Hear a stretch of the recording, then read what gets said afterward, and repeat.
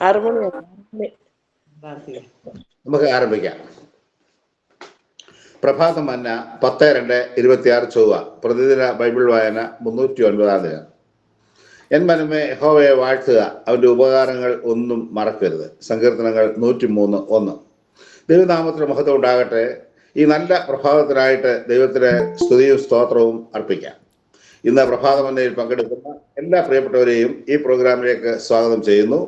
2025 ഫെബ്രുവരി 10 ആണ് നമ്മൾ ഈ ബൈബിൾ വായന ആരംഭിച്ചത്. ഒരു വർഷം പിന്നിട്ടു. ദൈവത്തിന്റെ കരുണയാൽ ദൈവവചനം വായിപ്പാനും ധ്യാനിപ്പാനും നമുക്ക് അവസരം ഒരുക്കി തന്ന ദൈവത്തെ നന്ദിയോടെ സ്തുതിക്കാം. തുടർന്നും മുടക്കം കൂടാതെ വായിച്ച് വചനാനുസരണം നമ്മുടെ ജീവിതത്തെ കെട്ടിപ്പടുക്കുവാൻ നമ്മെ തന്നെ സമർപ്പിക്കാം. ദാനിയേൽ പ്രവചനം 11-ാം അധ്യായം 36 മുതലുള്ള വാക്യങ്ങൾ ഇന്ന് നമുക്ക് വായിക്കുകയും ധ്യാനിക്കുകയും ചെയ്യാം. പ്രാർത്ഥനയോട് പങ്കുചേരാം, അനുഗ്രഹം പ്രാപിക്കാം. ഇപ്പോൾ ഒരു പാട്ട് ശ്രവിക്കാം.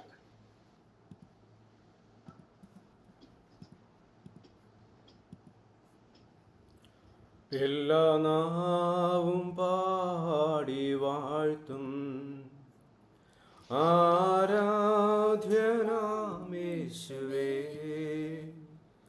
സ്തോത്രയാഗം അർപ്പിച്ചെന്നും അങ്ങേ വാഴ്ത്തി സ്തുതിച്ചിടുന്നു.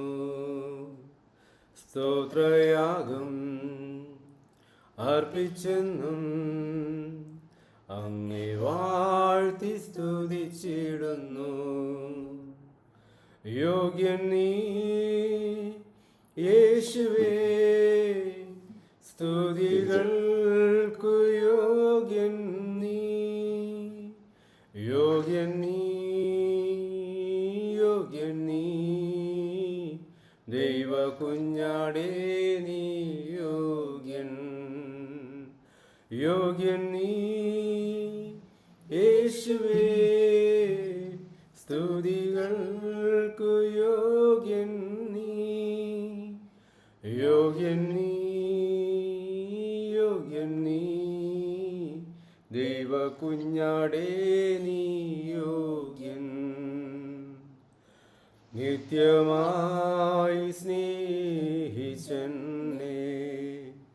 തിരുനീളത്താൽ വീണ്ടെടുത്തു.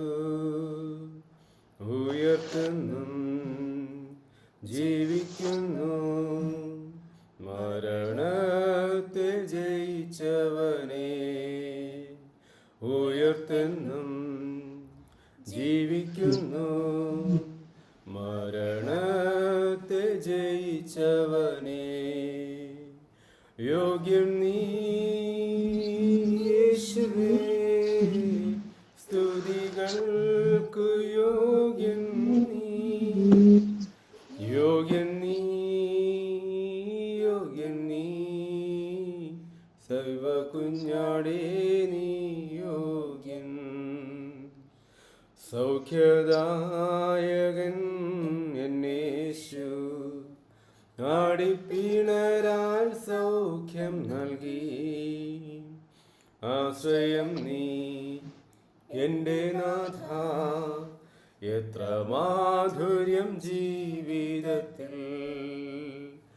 ആശ്രയം നീ എൻ്റെ നാഥ, എത്ര മാധുര്യം ജീവിതത്തിൽ.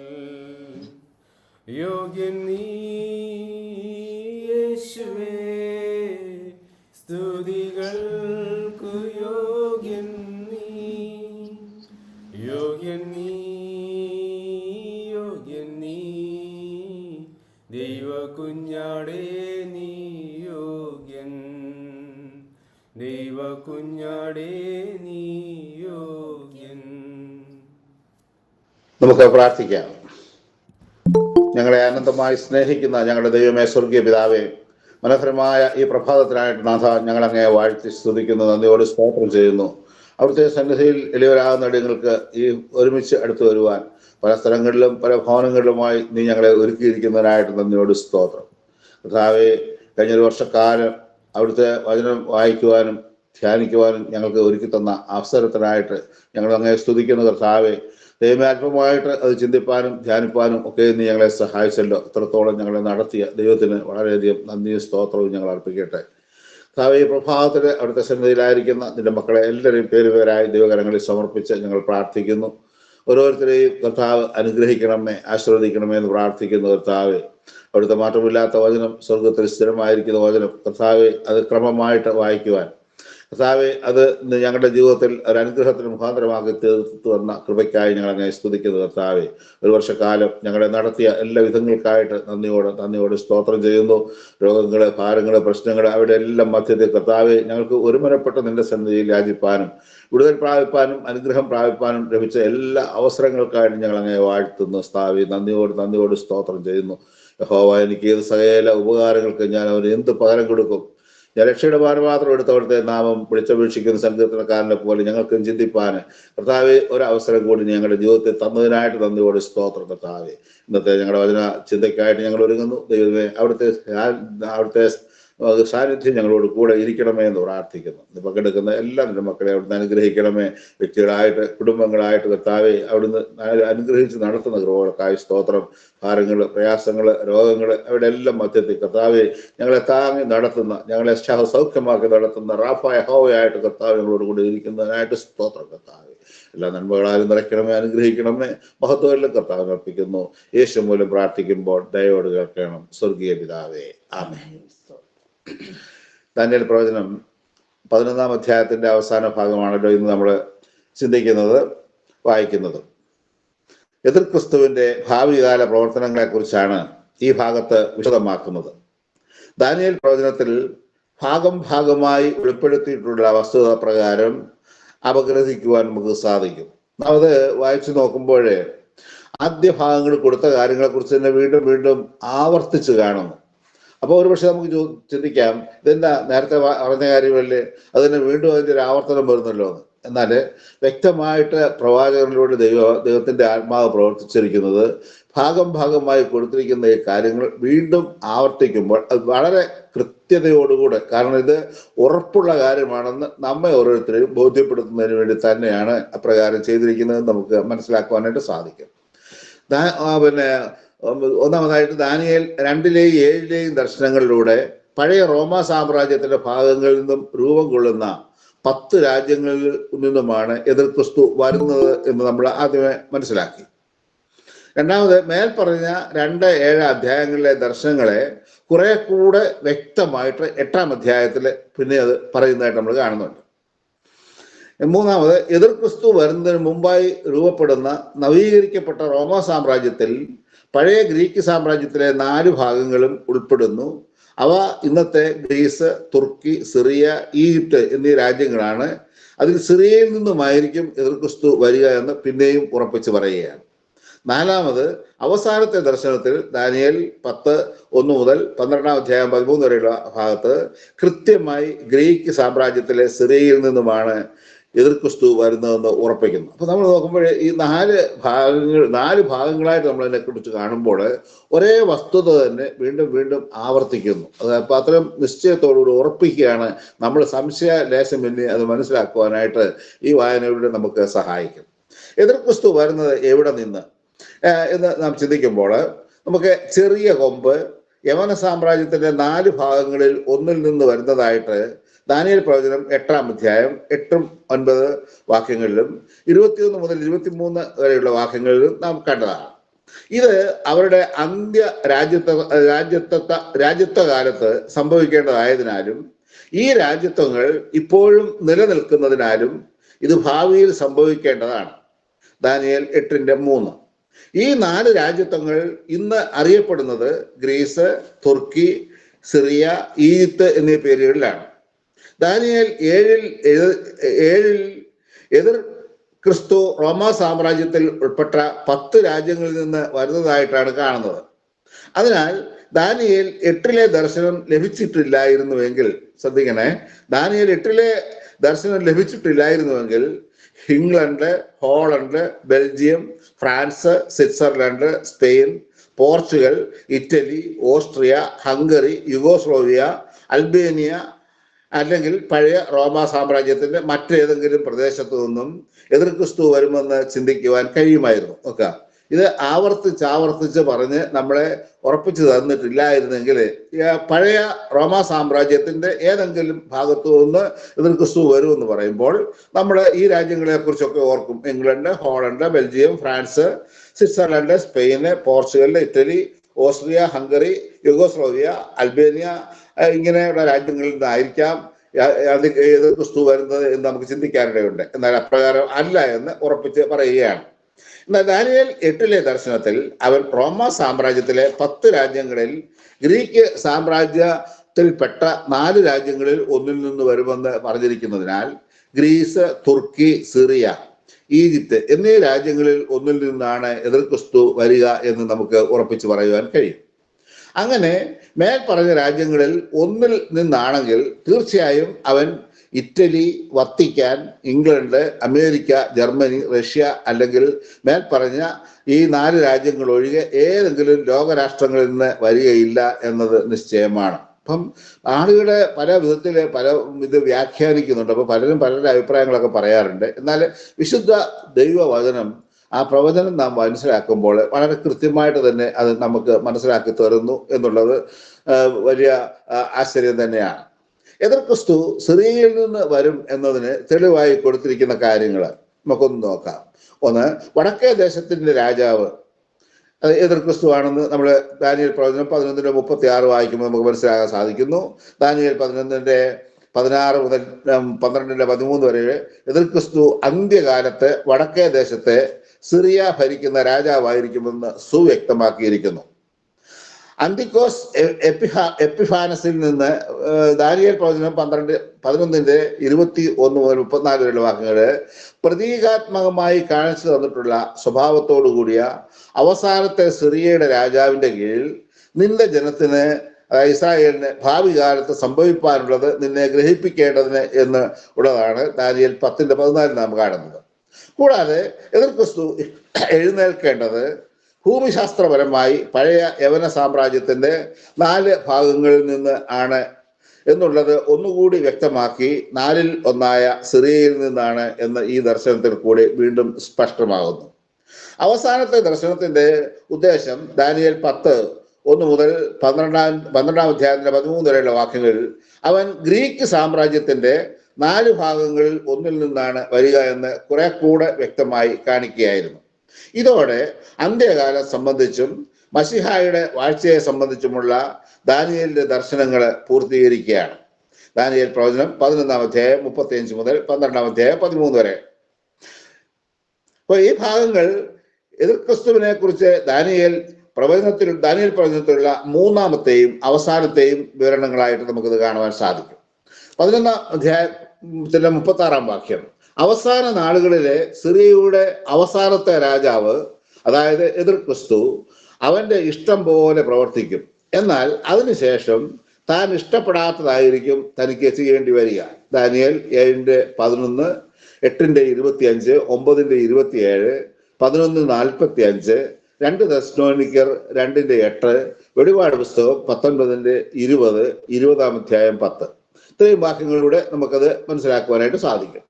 അവൻ തന്നെത്താൻ ഉയർത്തുകയും ദൈവാദി ദൈവത്തിന് നേരെ അപൂർവ കാര്യങ്ങളെ സംസാരിക്കുകയും കോപിക്കുകയും ചെയ്യും. ദാനിയേലിന്റെ 70-ാം ആഴ്ചവട്ടത്തിൽ മഹാപീഡന കാലത്ത് മുദ്രകൾ, കാഹളങ്ങൾ, കലശങ്ങൾ എന്നിവയിലൂടെ മനുഷ്യരുടെ മേൽ ചൊരിയപ്പെടുന്ന കഷ്ടങ്ങളെയാണ് ഇത് സൂചിപ്പിക്കുന്നത്. വെളിപാട് പുസ്തകം 6-ാം അധ്യായം 17-ാം വാക്യവും 15-ാം അധ്യായം 1-ാം വാക്യവും നമുക്ക് അത് മനസ്സിലാക്കി തരുന്നു.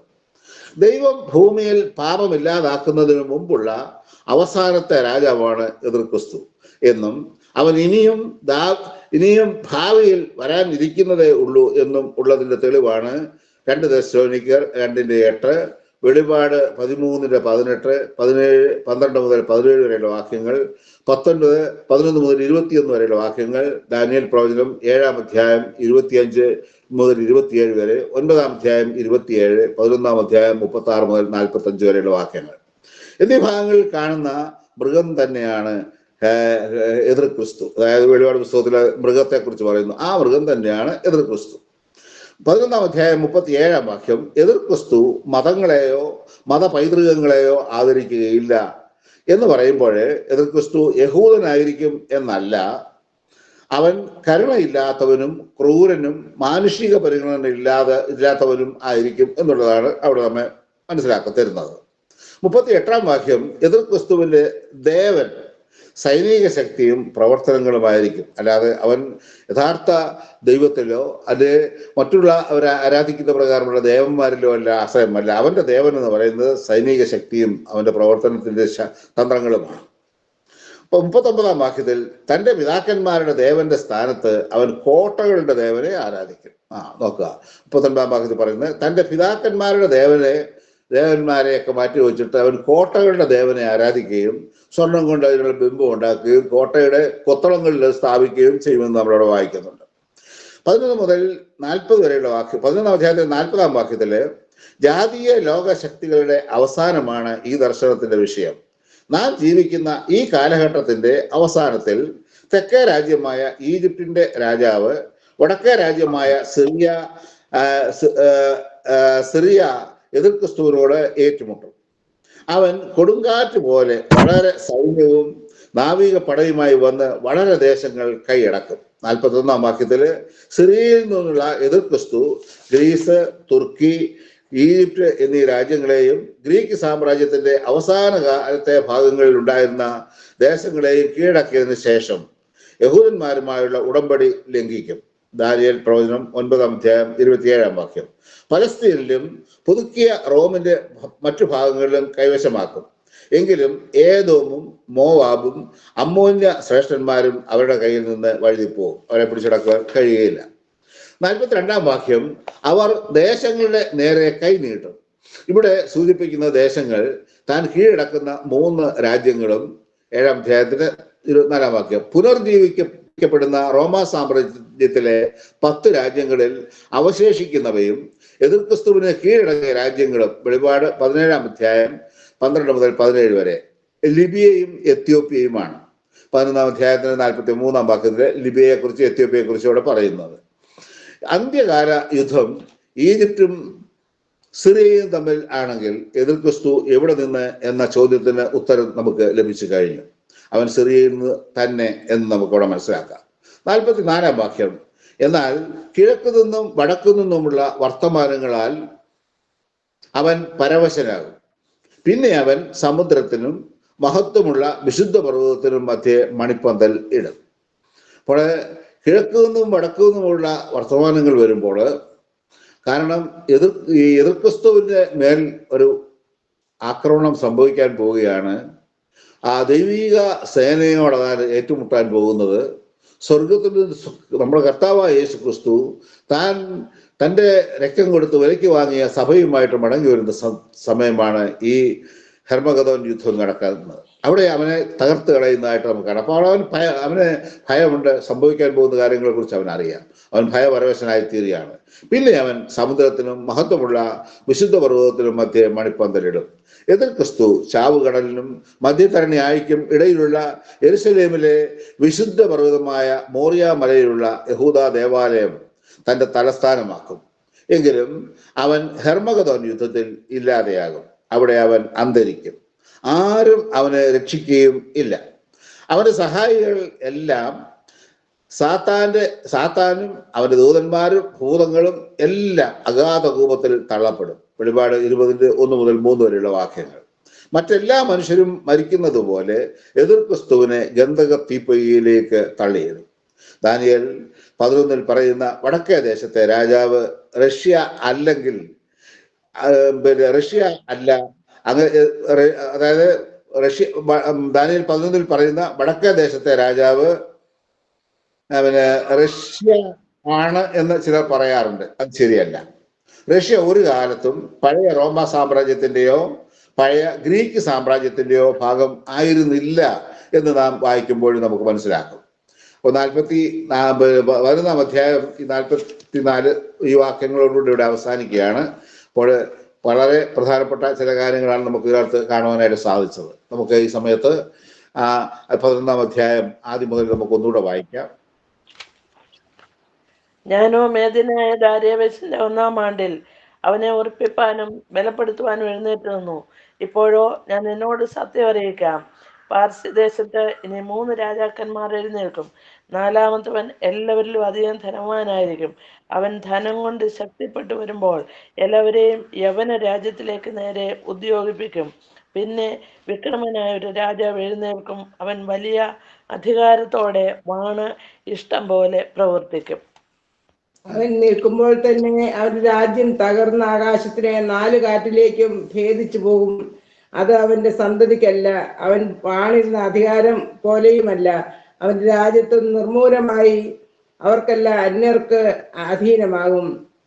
എന്നാൽ തെക്കേ ദേശത്തിലെ രാജാവ് പ്രാബല്യം പ്രാപിക്കും. അവന്റെ പ്രഭുക്കന്മാരിൽ ഒരുത്തൻ അവനേക്കാൾ പ്രബലനായി വാഴും. അവന്റെ ആധിപത്യം മഹാധിപത്യമായി തീരും.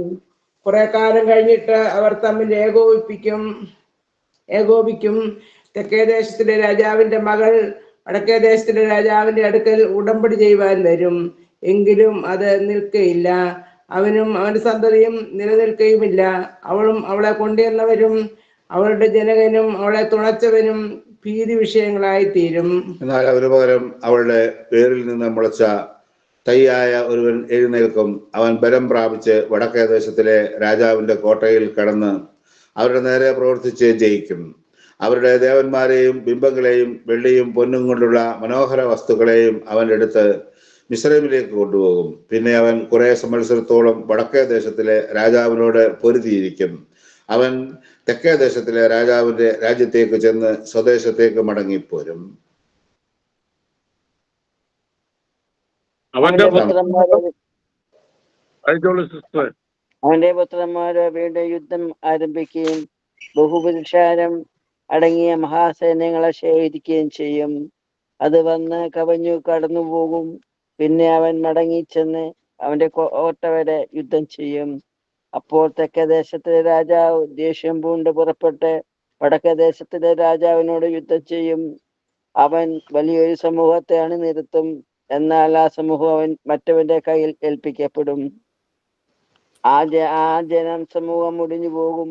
അവന്റെ ഹൃദയം ഗർഭിച്ച് അവൻ 10,000 പേരെ വീഴുമാറാക്കും. എങ്കിലും അവൻ പ്രാബല്യം പ്രാപിക്കുകയില്ല. വടക്കേ ദേശത്തിലെ രാജാവ് മടങ്ങി വന്ന് മുമ്പിലത്തേക്കാൾ വലിയൊരു ജനസമൂഹത്തെ അണിനിരത്തും. ചില സംവത്സരം കഴിഞ്ഞിട്ട് അവൻ വലിയൊരു സൈന്യത്തോടും വളരെ സമ്പത്തോടും കൂടെ പോരും.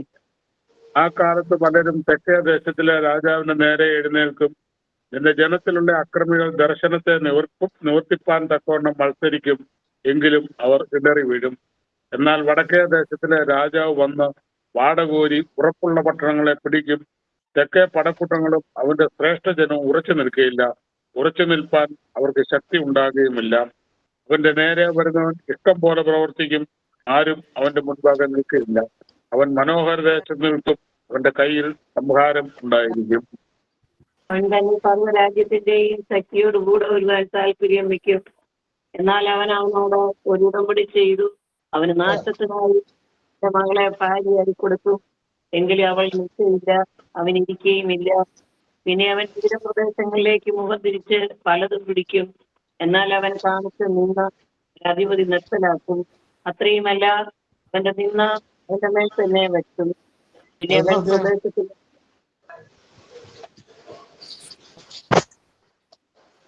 പിന്നെ അവൻ സുദേശത്തിലെ കോട്ടകളുടെ നേരെ മുഖം തിരിക്കും. എങ്കിലും അവൻ ഇടറി വീണു ഇല്ലാതെയാകും. അവന് പകരം എഴുന്നേൽക്കുന്നവൻ തന്റെ രാജ്യത്തിന്റെ മനോഹര ഭാഗത്തുകൂടി ഒരു അപഹാരി അയക്കും. എങ്കിലും കുറെ ദിവസത്തിനകം അവൻ സംഹരിക്കപ്പെടും. കോപത്താലല്ല, യുദ്ധത്താലുമല്ല. അവന് പകരം നിന്ദ്യനായ ഒരുത്തൻ എഴുന്നേൽക്കും. അവൻ അവർ രാജ്യത്വത്തിന്റെ പദവി കൊടുപ്പാൻ വിചാരിച്ചിരുന്നില്ല. എങ്കിലും അവൻ സമാധാന കാലത്ത് വന്ന് ഉപായത്തോടെ രാജ്യത്വം കൈവശമാക്കും.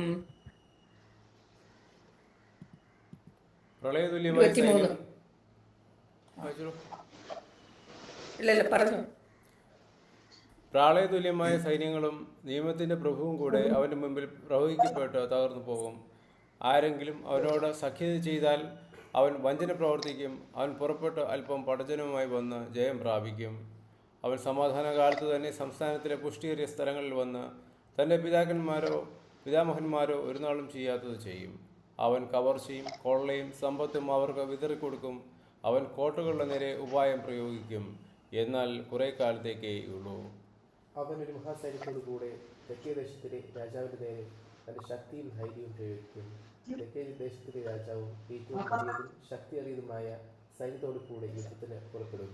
എങ്കിലും അവൻ അവൻ്റെ നേരെ ഉപായം പ്രയോഗിക്കുകൊണ്ട് അവൻ ഉറച്ചു നിൽക്കുകയില്ല. അവൻ്റെ അന്നം കൊണ്ട് ഉപജീവനം കഴിക്കുന്നവർ അവനെ നശിപ്പിക്കും. അവൻ്റെ സൈന്യം ഒഴുകിപ്പോകും, പലരും നിഹതന്മാരായി വീഴും. ഈ രാജാക്കന്മാർ ഇരുവരും ദുഷ്ടത പ്രവർത്തിപ്പാൻ ഭാവിച്ചും കൊണ്ട് ഒരേ മേശയെങ്കിൽ വെച്ച് ഭോഷ്ക് സംസാരിക്കും. എങ്കിലും അത് സാധിക്കുകയില്ല. നിയമിക്കപ്പെട്ട സമയത്തു മാത്രമേ അവസാനം വരികയുള്ളൂ. പിന്നെ അവൻ വളരെ സമ്പത്തോടും കൂടെ സ്വദേശത്തേക്ക് മടങ്ങിപ്പോകും. അവൻ വിശുദ്ധ നിയമത്തിന് വിരോധമായി മനോഗതം വെച്ച് അത് അനുഷ്ഠിച്ച് സ്വദേശത്തേക്ക് മടങ്ങിപ്പോകും. നിയമിക്കപ്പെട്ട കാലത്ത് അവൻ വീണ്ടും തെക്കോട്ട് വരും. എങ്കിലും ഈ പ്രാവശ്യം മുമ്പിലത്തെ പോലെ സാധ്യമാകുകയില്ല.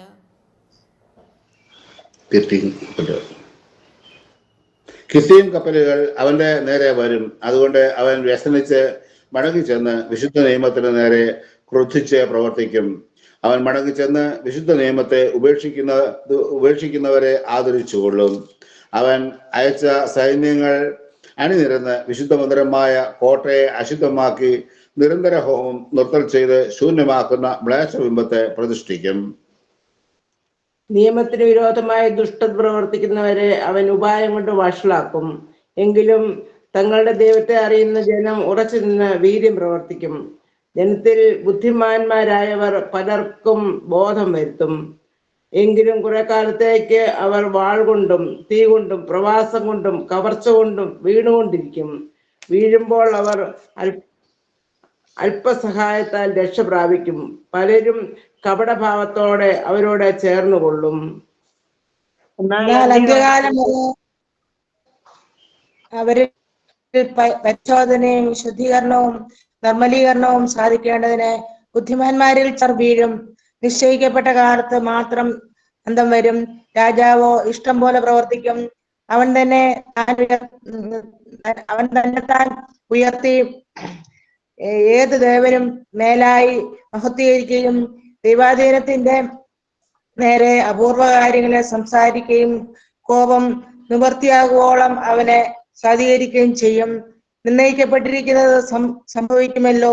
അവൻ എല്ലാറ്റിനും മേലായി തന്നെത്താൻ മഹത്വീകരിക്കാൻ തന്റെ പിതാക്കന്മാരുടെ ദേവന്മാരെയും സ്ത്രീകളുടെ ഇഷ്ടദേവനെയും യാതൊരു ദേവനെയും കൂട്ടാക്കുകയില്ല. അതിനു പകരം അവൻ കോട്ടകളുടെ ദേവനെ ബഹുമാനിക്കും.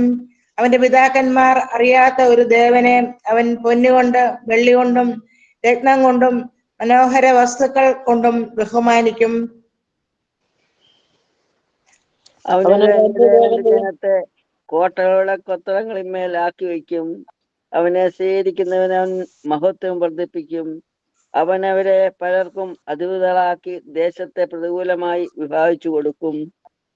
പ്രതിഫലമായി പിന്നെ അന്ത്യകാലത്ത് തെക്കേ ദേശത്തിലെ രാജാവ് അവനോട് എതിർത്ത് മുട്ടും. വടക്കേ ദേശത്തിലെ രാജാവ് രഥങ്ങളോടും കുതിരച്ചവരോടും വളരെ കപ്പലുകളോടും കൂടെ ചുഴലിക്കാറ്റ് പോലെ അവരുടെ നേരെ വരും.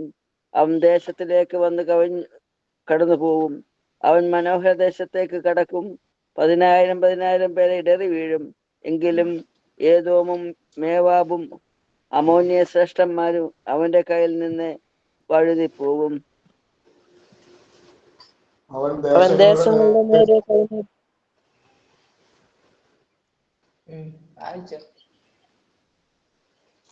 അവൻ ദേശങ്ങളുടെ നേരെ കൈനീട്ടും. മിസ്രയീം ദേശവും ഒഴിഞ്ഞു പോകുകയില്ല. അവൻ പൊന്നും വെള്ളിയുമായ നിക്ഷേപങ്ങളെയും മിസ്രയീമിലെ മനോഹര വസ്തുക്കളെയും കൈവശമാക്കും. ലൂബ്യരും കൂശ്യരും അവന്റെ അനുചാരികളായിരിക്കും.